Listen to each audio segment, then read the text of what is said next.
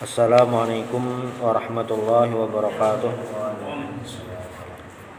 Alhamdulillah rabbil alamin wa bihi nasta'in ala umuri dunya waddin. Wassallallahu ala sayyidina Muhammadin wa ala alihi washabbihi ajma'in wa la haula wa la quwwata illa billahil aliyyil azim. Alhamdulillah di malam hari ini kita bisa kembali bertemu bersama kitab Al-Arba'in fi Usuluddin karangan Imam Abu Hamid Muhammad bin Muhammad Al-Ghazali, karangan Imam Ghazali. Di antara sekian banyak kitab karangan Imam Ghazali,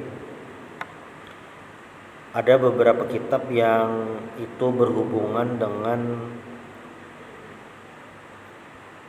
akhlak atau cara hidup, cara menjalani hidup. Nah, di kitab Al-Arba'in fi Usuluddin ini adalah pondasi-pondasi, ada 40 macam. Imam Ghazali mengonsep ada 40 macam sesuai judul kitabnya Al-Arba'in fi Usuluddin. Ada 40 macam yang beliau anggap itu sebagai tolak ukur, sebagai pondasi seorang muslim dalam menjalani kehidupan. Nah, kita sudah di Al-Qismus Tsalis, kita sudah di bagian yang ketiga. Bagian yang ketiga daripada 40 tersebut. Jadi 40 tadi beliau bagi 4. Nah, ini sudah bagian yang ketiga. Nah, di bagian ketiga ini ada yang pertama itu adalah syarhu at-ta'am. Makanan halal ataupun makanan yang haram gitu. Maksudnya bahaya makanan. Bahaya makanan di sini bukan masalah kesehatan lah, tapi masalah halal dan haramnya. Itu yang pertama. Lalu yang kedua, syarruhu al-qalam, bahaya al-qalam, bahaya lisan. Nah, di bahaya lisan ini ada beberapa hadis yang beliau sampaikan tentang bahaya lisan. Di yang diriwayat Imam Bukhari dari Sahal bin Sa'ad, man yatawakkalu li bima baina lahyaihi wa rijlaihi atawakkalu lahu bil jannah. Kata Rasulullah sallallahu alaihi wasallam, siapa yang yatawakkalu li bima baina lahyaihi wa rijlaihi. Jadi siapa yang bisa menjamin, bahasanya kepada Rasulullah, bisa menjamin, bisa menjaga baina lahyaihi, di antara dua janggut, maksudnya mulut, bisa menjaga mulut dan kemaluan. Nah, maka Rasul akan menjamin dia ke surga, karena itu sumber dosa.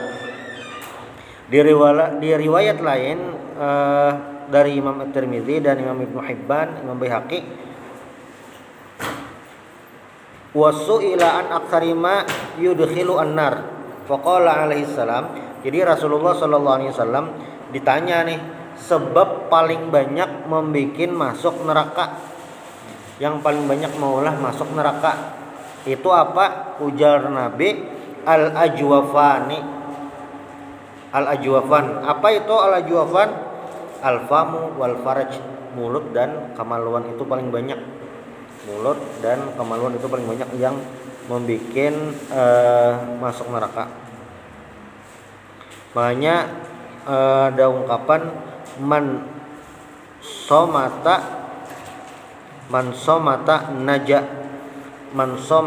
naja, siapa yang diam selamat. Siapa yang diam itu selamat. Karena apa? Karena kalau diam ya kada ada dicatat apa-apa katanya. Dalam hadis lain Rasulullah bersabda, falyaqul khairan aw liyasmut, berkatalah yang baik atau diam. Itu.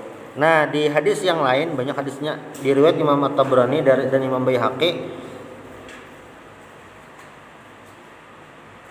Mu'adz wa qala lahu Mu'adz ayyul a'mali afdal. Mu'adz ini bertakon lawan Nabi, amal ibadah apa yang paling afdal? Lalu Rasulullah fa akhraja lisanahu wa wada'a alaihi yadahu. Lalu Nabi mengeluarkan ilat, nah ini Lalu mandak tangan ke ilat tadi. Apa ujar Nabi? Inna aksara khata ibni Adam fi lisani. Karena paling banyak dosa itu di lisan. Itu paling banyak dosa.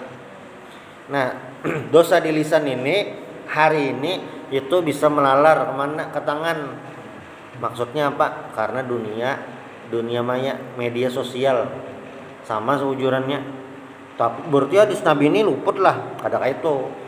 Ya sama aja. Kalau ada istilah dahulu mulutmu harimau, ini tanganmu harimau karena di situ masuk bahaya juga tuh. Walaupun kada ada kena pasal, kada ada undang-undang, cuma tetap dosa gitu. Jadi bila nyepian membuka medsos ada buka. Yang wah ini termasuk banyak dipakai itu Instagram. Nah, belanja ada kejadian apa, pian lihati di komentarnya. Ulun kada tahu lah kenapa jadi tradisi di medsos itu salah satunya adalah menyembati bahasa wah ini menghujat. Kada tahu kenapa itu nah, entah rame kan atau apa kah. Kadang ada yang di medsos itu menyembati benar, kamu orangnya biasa aja orangnya. Kada yang sejahat di medsos. Nah, entah psikologinya kayak itu kah, itu nah, apa ngarannya penyaluran atau apa, kada tahu bang. Cuma yang jelas apa yang diutarakan di medsos itu masuk bagian dari khataya wayah ini. Ini misalnya ada apa pertanyaan, dosa apa yang paling banyak wah ini? Ya yang paling banyak salah satunya adalah komentar di medsos. Banyakkan dosa macam-macam. Coba kejadian apa aja. Kada tahu kenapa aja kak jadi banyak benar menyembati. Jadi misalnya ada kejadian ada itu menyembati. Yang ada penyembati itu yang kejadian kereta api meranjah truk. Nah, ada namanya menyembati. Karena masinisnya harat. Ada meninggal, ternyata ada menyembati. Lalu di hadis lain ini dari Imam Nawawi, man kana yu'minu billahi wal yawmil akhir falyaqul khairan aw liyasmut. Nah, ini hadisnya banyak. Ini diriwayatkan lagi dari Imam At-Tabrani, man kasura kalamuhu kasura saqatuhu wa man kasura saqatuhu kasurat dzunubuhu wa man kasurat dzunubuhu fannaru aula bihi. Siapa yang banyak berbicara maka kemungkinan banyak salahnya. Siapa yang banyak salahnya banyak dosanya. Jadi misalnya dalam sehari ada berapa kosakata yang dikeluarkan, anggap 10.000 lah, 10.000 bepandir tuh sehari 10.000 kosakata misalnya. Lalu dalam 10.000 itu berpotensi banyak salahnya kayak itu. Anggap salahnya misalnya 3.000 aja kan, 3.000, yang 7.000-nya tuh ada yang 3.500 itu bacaan macam-macam, yang 3.500-nya pandar biasa aja, mubah biasa aja. Nah, yang 3.000 itu kada dosa, ada itu salah. Perkataan yang salah tuh kada mesti dosa, Bang. Bebandir itu salah kada mesti dosa. Lalu di 3.000 tadi itu salah berarti. Nah, dari 3.000 salah itu ada kemungkinan bisa 2.000 yang itu masuk kategori dosa. Maka waman kasarat dzunubuhu fannaru aula bihi. Siapa yang banyak dosanya maka neraka yang lebih berhak diterimanya. Ini berhubungan dengan hadis yang sebelumnya, yaitu apa? In aksar khata ibni Adam fi lisani. Paling banyak dosa di lidah. Walihadza kana Siddiq radhiyallahu anhu yadau hajaran fihi liyamna nafsahu minal kalam. Karena itulah dalam riwayat disebutkan Sayyidina Abu Bakar itu anak batu di muntung supaya kada bebandir yang macam-macam. Namun kita kada kayak ini juga bang lah. Pengarahnya nih. Yang penting kada kayak itu nah. Kada menyembati, kada apa-apa. Di riwayat para ulama, kalau kita melihat riwayat ulama itu bagaimana para ulama itu memang luar biasa menjaga lisan. Menjaga lisan ini memang berat kata. Nah, i'lam anna lil lisani 20 afatan syarahna fi kitabi afatil lisan wa tulu dzikruh wa yakfika al amal bi ayatin wahidah la khaira fi katsirin minan najwahum illa man amara bis sadaqatin aw ma'ruf. Ini di surah An-Nisa ayat 114. Nah, maknanya apa? Allah tatakallama fi ma la ya'nik wa taqtasir 'alal muhim fa fihi an-najah. Jangan berbicara, maksudnya tidak perlu berbicara kepada sesuatu yang tidak penting. Berataan di komentari. Ada tuh komen. Wa taqtasir 'alal muhim, dan membatasi terhadap yang penting aja. Fa fihi an-najah. Itu pasti selamat dah. Cuma bilanya hendak mengomentari itu doakan nanti nyata dah ada berarti salah. Ada orang berhasil, doakan mudahan lancar. Ada meninggal, innalillah. Tapi yang rancak di WhatsApp tuh template yang stiker. Nah, stiker ini kan ngarannya stiker. Jangan salah ngirim stiker. Jelas-jelas kisah orang meninggal, alhamdulillah terkirim. Jadi dilihat. Cuma yang jelas masalah dosa lisan ini hari ini itu efek dari media sosial itu berpengaruh, maksudnya bisa juga kita berdosa atau ada aja media sosial masuk bisa dosa atau karena kada sedikit orang yang kena mental gara-gara itu media sosial, kada sedikit. Jadi berpengaruh benar yang wah ini luar biasa kayak itu.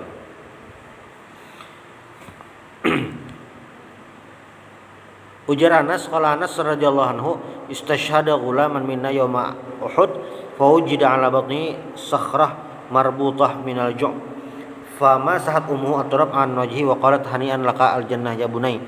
Wa qala Rasulullah sallallahu alaihi wasallam, wa ma yudriki la'allahu kana yatakallamu fi ma la ya'ni wa yamna'u ma la yadurruh wa hadduhu ma la ya'ni huwa alladhi law taraka lam yafut bihi thawab wa la tantajis bi darurah wa man iktasara minal kalam ala hadza qalla kalamuh.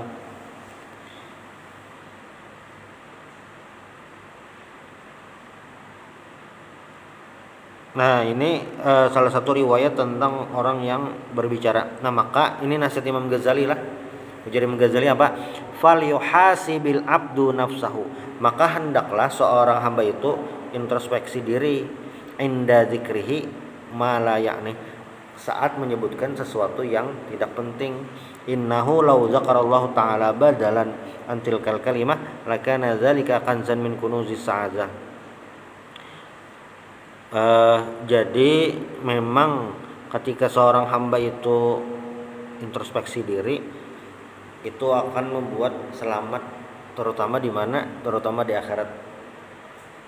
Jadi pernah Abu Sufyan, jadi waktu Nabi Muhammad Shallallahu Alaihi Wasallam Fatuh Makkah, kan Abu Sufyan itu masuk Islamnya waktu Fatuh Makkah. Memang sebelum Fatuh Makkahnya bang, cuma paling halat sehari lah. Ibnu Abbas, paman Nabi Abbas yang menyuruh masuk Islam Abu Sufyan. Waktu Nabi masuk ke Mekah, Abu Sufyan ini langsung berpandir, tapi dalam hati malah malam jar, kayaknya kok keluar kota Mekah, anakku serang tiba-tiba bebuhan kaum muslimin nih, kayak itu niatnya. Soalnya ada lawas pas Nabi, kan kaum muslimin itu masuk kota Mekah, ya berjalan lah keliling-keliling. Mungkin ada menemui keluarga dahulu, ada nih. Jadi orang-orang Mekah itu sudah menyerah, kalah. Kalau gitu bayangkanlah rancak bilanya kota itu bisa ditaklukkan dah. Kota itu sudah kalah, ya penduduknya melihati orang lalu lalangnya. Nah kaum muslimin itu melewati Mekah. Jadi waktu lalu lalang Nabi lewat di muka Abu Sufyan. Ujar Nabi,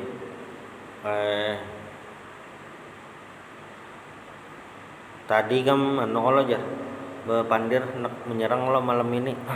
Meskipun tadi maka tadi keadaannya, maka kada bepada sahabat-sahabat udah tahu, udah musuhnya dia. Masih waktu lagi masih Fatuh Makkah, mungkin hari berikutnya Bilal ini azan, di atas Ka'bah.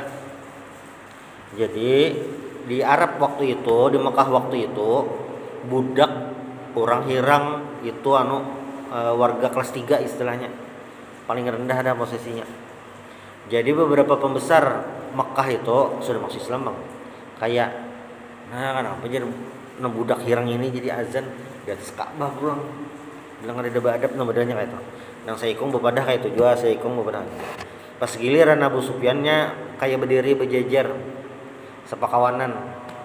Pas Abu Sufyan, aku berdiam aja, kada komentar.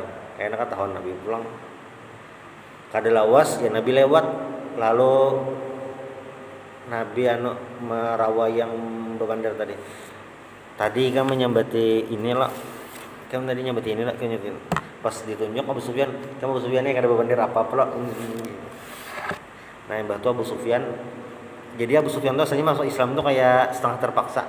Nah imbah tahun Nabi ini kayak bisa membaca itu, nah ini karena wahyu bang. Abu Sufyan makin percaya Nabi Muhammad ini memang utusan Allah Subhanahu wa taala. Nah, la'allaka ini berikutnya lagi la'allaka turidu an ta'rif tafsila ba'd hadhil afat fa'lam anal ghaliba 'alal alsinah min jumlatil 20 afatun khamsatun al-kadhib wal ghibah wal mamarat wal madah wal mizah. Jadi ada di antara penyakit lisan ini ada beberapa yang jadi prioritas. Yang pertama adalah al-kadhib, dusta. Di riwayat Imam Bukhari dan Imam Tirmidzi, la yazalul abdu yakdzibu wa yataharral kadhib hatta yuktaba indallahi kadzaban. Jadi apabila seorang hamba itu sering berdusta, rancak berdusta, itu kayak dicap hatta yaktuba indallahi kadzaban, dicap sebagai seorang pendusta. Dan ciri-ciri orang munafik itu adalah idza hadatsa kadzaba, apabila berbicara berdusta. Berarti orang berdusta itu pasti munafik lah. Lain itu. Jadi kan munafik itu terbagi dua. Ada munafik i'tiqadi, ada munafik amali. Nah, yang rancak di Al-Qur'an disinggung orang munafik itu masuk neraka. Nah, itu yang jelas benar adalah orang munafik i'tiqadi. Karena apa? Karena mereka secara tampilan itu muslim, KTP-nya Islam, hatinya kada beiman lawan Allah Subhanahu wa taala. Itu yang rancak disinggung. Nah, bilanya bang nang orang rancak bak ramput itu kayak apa? Yaitu ciri-ciri orang munafik. Cuma pastilah hanya munafik yang i'tiqadi, kada pasti. Bisa jadinya yakin Allah taala Maha melihat, yakin Allah taala Maha mencatat kayak balasannya di surga atau neraka.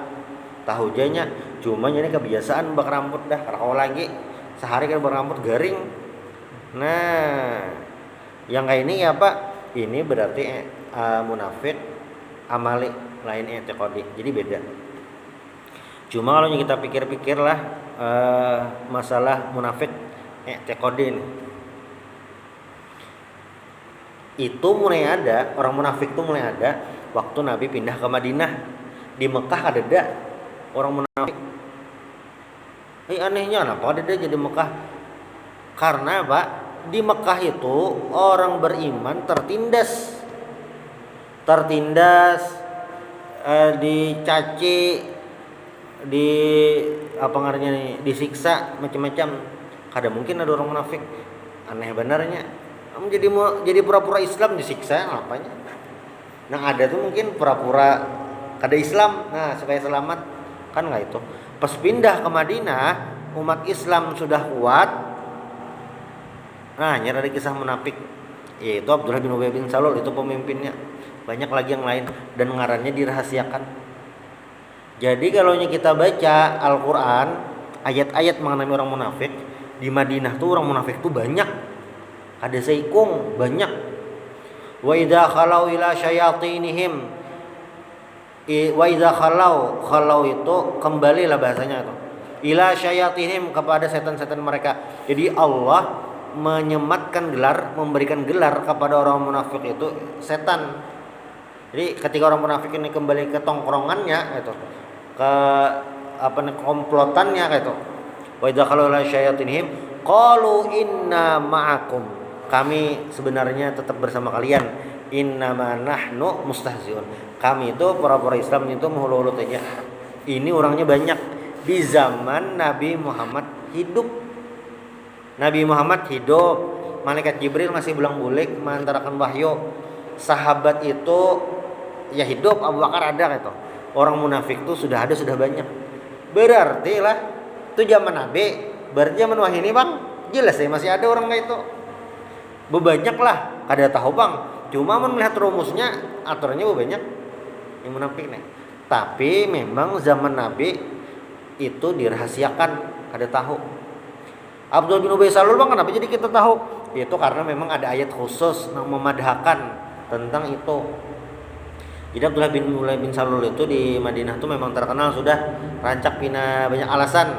Nah, lalu waktu meninggal anak Sidin, anak beliau nih itu beriman on Nabi, dasar bujur imannya gitu. Lalu request Nabi kalau kajian pun menyembahyangkan Abu Hulun meninggal nih.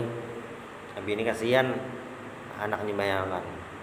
Jar Sayyidina Umar, jangan Nabi ya. Nyatu mengalihi kita rancak, maksudnya bermasalahnya tuh kan. Kada lawas ya turun ayat menegur Nabi, jangan disembahyangkan. Ini khusus untuk Abdullah bin Ubay bin Salul. Kalau yang lain kada ketahuan. Yang tahu ngarannya siapa? Hudzaifah ibnul Yaman, itu dirahasiakannya. Cuma yang jelas kayak ini jar Nabi, bilanya ada seseorang ada indikasi munafik, maksudnya yang tiga itu tercukupi, bakarampon, diamanahi, khianat, dijanjii, PHP gitu. Itu jangan dijulungi amanah. Nah kayak itu. Berarti apa ya? Berarti sampai Nabi meninggal kada ketahuan lah orang munafik, kada ketahuan. Cuma ada beberapa kejadian yang itu bisa dilihat secara jumlah. Misalnya waktu perang Uhud. Jadi perang Uhud itu Nabi rapat, kan nggak, ini perang Uhud itu kenapa terjadi? Orang-orang kafir Quraisy ingin membalas kekalahan di Badar. Jadi di perang Badar itu kenapa luar biasa? Kenapa jadi dianggap peperangan yang sangat gemilang lah bagi kaum muslimin? Pertama, jumlah kaum muslimin waktu itu sedikit, 1:3. Lalu yang kedua, para pembesar Quraisy di perang Badar itu banyak matian. Kepala ahoinya banyak matian. Jadi orang-orang Quraisy ini merasa kayak kalah telak benar. Nah, orang-orang muslim di Madinah tuh jadi semangat. Nah, maka terjadinya perang Uhud ini ya mereka menuntut balas. Jadi Nabi kan rapat, kayak apa kita bertahan di Madinah atau keluar? Keluar aja. Ya keluar dah. Keluar. Di jalan menuju perang nih. Di jalan Abdullah bin Ubay bin Salul nih, kayaknya ada perang nih ya, musuh kami aja. Ada apa-apa aja. Itu belum apa-apa lagi. Belum. Di jalan jauh Abdullah bin Ubay bin Salul, kayaknya ada apa-apa nih. Bulik. Jadi yang tolak mulai Madinah itu 1000. Abdullah bin Ubay bin Salul ini kayak apakah? Mahabui. Kayak apakahnya balasan? Bebulik. Jadi 300 bebulik. Jadi perang Uhud itu sejujurnya orangnya 700. Makanya salah satu dosa besar amunuh ini di Indonesia kayaknya kada mungkin bang. Tawalli yaumuz zahab, lari dari medan peperangan. Ini melawan orang kafir. Sudah anak berhadapan, lari bukahan, nah itu dosa besar. Amunuh ini kayaknya kada ada bang ngajadiin itu kan. Nah, yang itu tadi bukannya ada perang nih, bukan. Ya sisa 700 ya. 700 itu yang melawan 3000. 7 kali 3 21, 7 kali 4 28, 1:4 pulang. Ya perang Badar tadi kan 1:3. Perang Uhud ini 1:4. Iya karena tadi 300 bubulik. Nah, di perang Uhud ini sebenarnya yang jadi masalah bukan karena jumlah, bukan karena di perang Badar itu kalah jumlah juga. Tapi di perang Uhud ini kenapa jadi kalah? Karena salah satu kalian kalah Bang Adam kan seri juga gitu nah. Tapi kenapa jadi di perang Uhud ini kaum muslimin kesulitan karena tidak menjalankan amanah dari Nabi, perintah dari Nabi. Jadi bukan pemanah di atas itu dipasani Nabi, pokoknya jangan turun dari atas. Pemanah itu kan jarak jauh menjaga yang di bawah. Sekalinya yang pemanah ini melihat ke bawah, pina menang dah. Ibarat main bola tuh sudah menang 3-0. Babak pertama sudah menang 3-0. Woi, menang dah. Soalnya babak kedua dibalik jokong. Nah, jadi yang pemanah tuh merasa menang sudah. Padahal belum habis. Nah, waktu yang turunan tadi Khalid bin Walid langsung menyerang.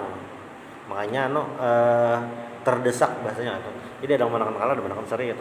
Cuma yang jelas di perang Uhud ini paman Nabi meninggal Hamzah. Jadi banyak sahabat-sahabat penting lah di perang Uhud ini meninggal. Siapa yang meninggal? Ada Mus'ab bin Umair. Mus'ab bin Umair ini yang melajari orang-orang Madinah Islam. Diutus Nabi berdahulu dan Islam tersebar di Madinah. Hanya Nabi datang, itu Mus'ab bin Umair. Itu meninggal. Mbah itu pulang ada ngarannya Hanzalah. Hanzalah ini dapat gelar Ghasilul Malaikah, dimandiakan malaikat. Kenapa gerang jar dimandiakan malaikat? Karena Hanzalah ini hanyar kawin imbah menggawin angka itu mungkin besokan manglah ada panggilan perang langsung tulak, ada ingat mandi wajib. Jadi tuntung perang Uhud mati syahid nih Hanzalahnya, malaikat langsung memandiakan. Keistimewaannya itu. Mbah itu pulang ada paman Nabi Hamzah bin Abdul Muthalib. Hamzah ini meninggalnya sedih benar. Jadi ditombak oleh Wahsy, imbah ditombak ya hatinya dimakan oleh Hindun istri Abu Sufyan. Cuma luar biasanya rahasia Allah. Hamzah meninggal. Hindun yang memakan itu masuk Islam beriman oleh Nabi Muhammad. Wahsy itu imbahnya masuk Islam juga. Dan Wahsy ini memang ahli tombak melijuh itu karena dasar keahliannya itu. Nah, Wahsy ini umpat perang Yamamah. Perang Yamamah itu adalah perang sesudah Nabi meninggal nih, zaman Sayyidina Abu Bakar jadi khalifah, melawan orang-orang pengaku Nabi palsu, yaitu pasukan Musailamah al-Kadzdzab di Yamamah. Yamamah itu menuh ini bisa Riyadh, ibu kota Arab Saudi. Yang Riyadh markasan klub An-Nasr. Nah, di situ di perang Yamamah itu Wahsy umpatan pulang memakai tombak bahari waktu menembak Hamzah Sidin usul Islam. Nah, sekalinya tombak Sidin ini kawa mengenai Musailamah al-Kadzdzab. Jadi ujar Wahsy, saya membunuh dua tokoh penting waktu masih belum Islam, membunuh Hamzah, waktu sudah Islam membunuh Musailamah al-Kadzdzab. Itu masuk Islam yang di perang Uhud. Nah, perang Uhud ini karena apa? Ya kada maasi lawan Nabi. Lalu di kurang lebih tahun berapa ya? 6 Hijriah itu ada ngarannya Ghazwatul Muraisy' atau Ghazwatu Bani Mustalik. Jadi kayak ini ada kabar Bani Mustalik itu hendak menyerang Madinah. Dari intelijen Nabi, intelijen lah. Hendak menyerang Madinah dan itu diserbu jur. Lalu ujar Nabi, sebelum Bani Mustalik menyerang kita serang berdahulu. Secara jumlah mungkin secara peralatan militer itu memang lebih kuat kaum muslimin. Melihat nang kaya itu orang-orang munafik ini umpatan berataan. Ya kayak kita wah ini orang munafik ini hendak nyamannya aja. Pas untung umpatan, pas lagi sakit bukahan orangnya. Nah itu pas Ghazwatul Muraisi ini orang-orang munafik ini umpatan bang, kayak yakin menang umpatannya. Nah sampai ya memang menang. Nah ini salah satu penyakitnya adalah al-kadzib. Nah lalu di hadis lain ini diriwayatkan oleh, ini muttafaqun alaih lah,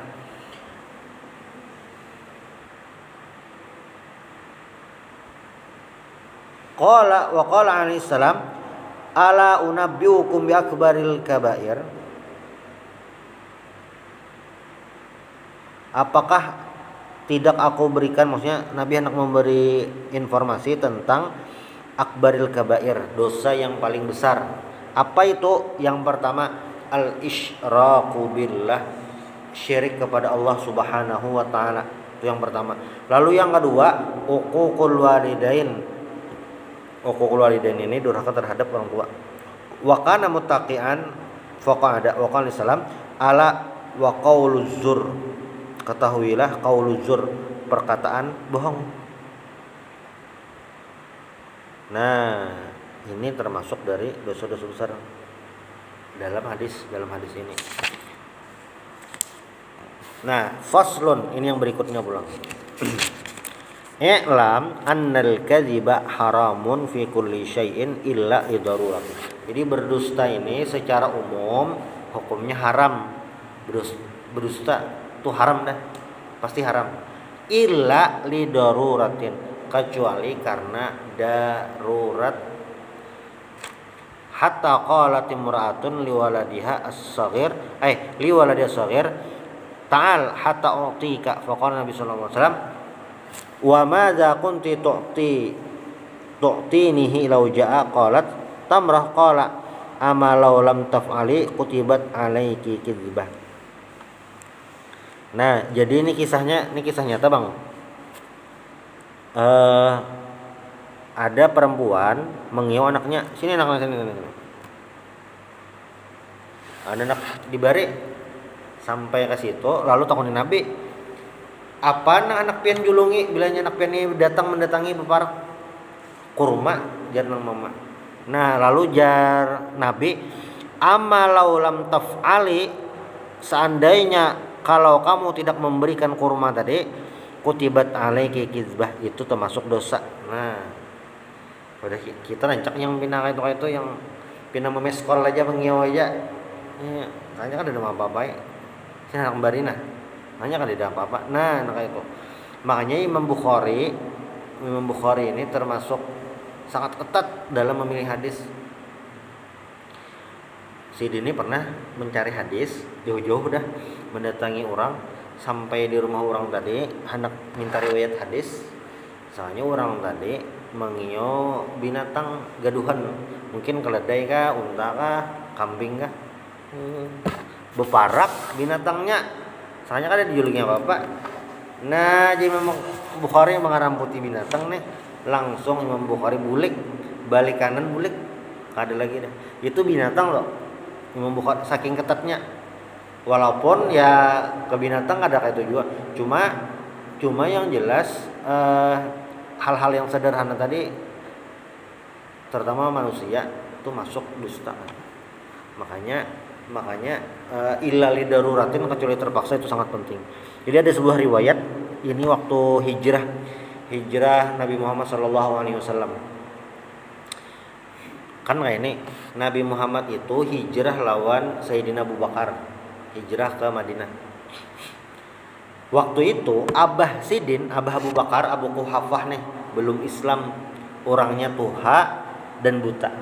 Nah, waktu Nabi sampai di rumah Sayyidina Abu Bakar, tulakanlah Sayyidina Abu Bakar ini tulak membawa duit berataan Sidin bawa, supaya waktu hijrah ini nyaman macam-macam. Dah. Lalu nang Abah Sidin masuk ke rumah, lalu betakon lawan anak Abu Bakar, cucu Sidin berarti. Jar, Abah apa jar? Abah mau duit berataan kah? Abah tulak mau duit berataan kah? Nah, lalu yang meriwayatkan ini Asma binti Abu Bakar. meriwayatkannya. Asmani kan tahu kayak ini ada melihat.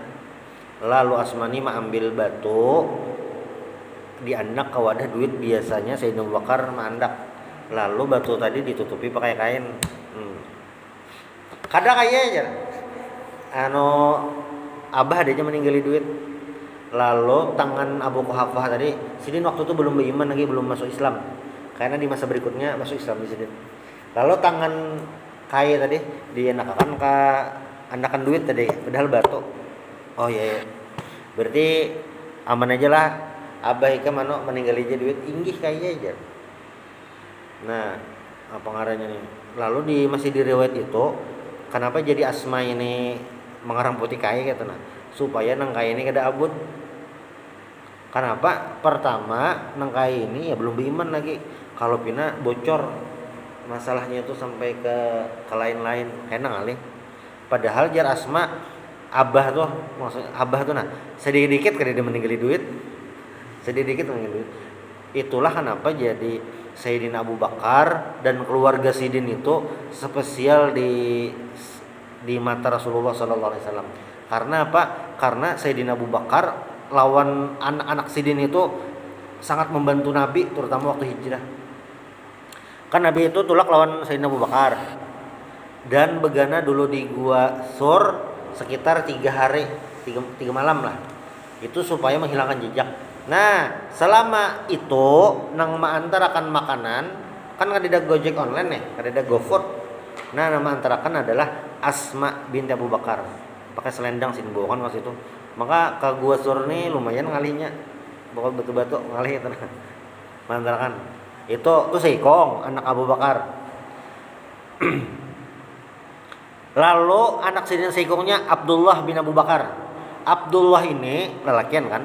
Bilanya malam standby di gua tuh juga malam lihat benar ada orang datang. Maksudnya bilanya ada orang datang langsung badai kayak bukan ya. Standby malam. Nah, kayaknya parak subuh si Abdullah nih parak subuh bebuli ke Mekah. Supaya apa? Supaya kada ketahuan si Dini melakukan aktivitas itu. Jadi orang-orang kafir Quraisy itu mengira nang anak Abu Bakar ini kayak biasa-biasa aja, kada peduli lah gitu. Kada peduli lawan kuitan. Nah, cuma waktu Sidin bulik ada Saikong suruh bawahan Abu Bakar juga ngarannya Amir bin Fuhairah itunya menggaduh kambing. Jadi pas Abdullah tuh turun bulik ke Mekah, kan jalannya pasir nih. Kelihatan jejak batisnya. Jadi yang jejak batisnya tadi dianui bawa kambing ke situ. Jadi bekas jejak kaki manusianya ada kelihatan, sisa bekas kambingnya gedean kambing. Jadi kada ketahuan Sidin sebenarnya bulang-bulik ke atas.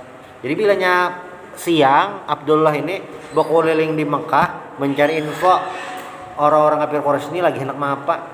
Karena malamnya kirim wadah abah infonya. Nah, itu sampai 3 malam.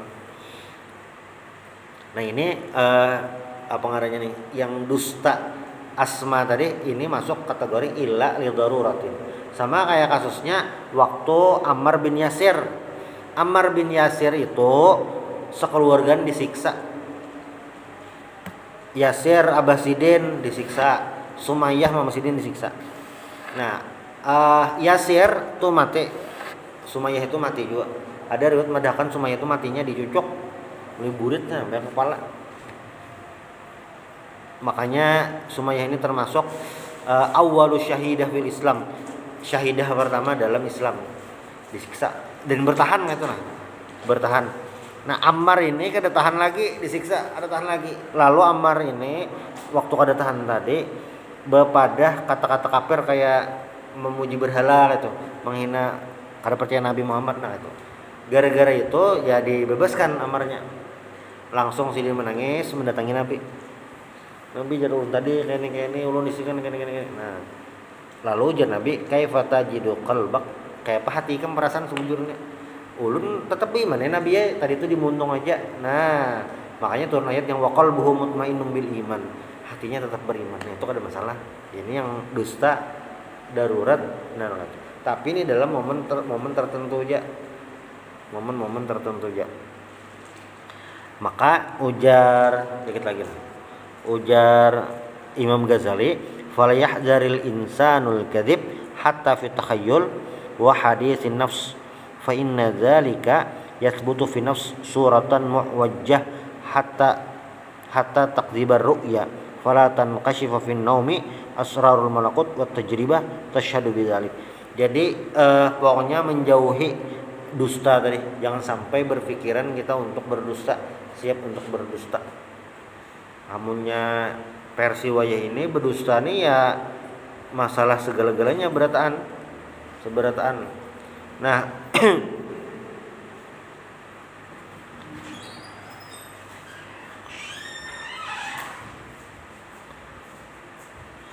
Nah, lalu di riwayat Abu Daud, ma rakhasa Rasulullah sallallahu alaihi wasallam fi syai'in minal kadzib illa fi thalathin. Lalu Nabi memberikan batasan nih pas penutup. Ada 3 macam yang kira-kira tuh boleh desan berdusta. Yang pertama, rajulun yaqulul qaula yuridul islah. Nah, seorang laki-laki berdusta, ini jelas berdusta untuk memperbaiki hubungan orang lain, untuk mendamaikan orang lain. Ada 2 orang bawal bakalahe. Mau ngerampotnya. Si anu tuh sebujurannya nak minta maaf ngelawan ikam, tapinya supan. Beranak bener tuh asa supan kenapa kah eta. Kayaknya nang itu kayak dia nya. Si anu tuh padahal hakun aja memapakan, tapi nyano kada sampet, kada ada waktunya pas menemui ikam. Nah, pas nyebut tamu soalnya ampih baklai. Nah, ini dustanya kada dosa, malah bagus kan. Jadi mun orang berdusta tuh ini pengramput benar, kada awak kada pengramput. Nah, bagus gunakan kesan kayak ini. Dusta melindungi orang mau dibunuh. Ada nggak? Di sini kada ada, Bang. Di sini kada ada. Cuma kayaknya masuk dalam kategori yang yuridul islah, untuk memperbaiki tadi, kesan mendapat. Tergantung Bang anak dibunuhnya nang kayak apa kan. Cuma dalam kondisi kita di Indonesia ini, pembunuhan itu kan masuk pasal KUHP. Ya apalagi kita ada kalau main hakim sendiri, masuk Bang kayaknya ini. Masuk bagus lah kan. Karena kan kayaknya makin main hakim sendiri itu kayaknya ngalih. Yeah. Buntutnya gitu nah. Ngalih gitu nah. Jadi harus ada hukum yang ditegakkan, maka jangan membunuh dulu gitu. Dilihati dulu kasusnya, bisa Bang masuk kategori yang al-islah tadi. Itu yang pertama. Lalu yang kedua, ar-rajul yaqulul qawla fil harb. Ini dalam peperangan. Ini kondisi khusus. War-rajul yuhadditsu imra'atahu. Nah, ini seorang laki-laki yang berbicara kepada istrinya. Nah, ini memuji istri macam-macamnya. Ini berarti ada catatan lain Bang kayaknya untuk yang istri ini. Wa hadza li'anna al-asrar harb law waqafa 'alaiha al-adu ijtara'a wa sarar zawj law waqafat 'alaiha al-mar'ah nasha minha fasad a'zam min fasadil kadhib wa kadzalika al-mutakhasiman tadumu bainuma al-ma'siyah wal adawah fa idza amkana al-islah bil kadhib fadzalika aula. Nah, maka dusta atau kadhib dalam 3 momen ini merupakan jawaban dari apa yang terjadi. Maka secara umum seberataan dusta itu dosa kecuali darurat atau yang kemungkinan 3 macam ini. Ini yang dusta itu dibolehkan. Ada apa-apa atau ada masuk dosa. Itu mudah-mudahan bermanfaat. Alhamdulillah subhanallah bihamdik asyhadu an la ilaha illa anta astaghfiruka wa atubu ilaik. Al-Fatihah.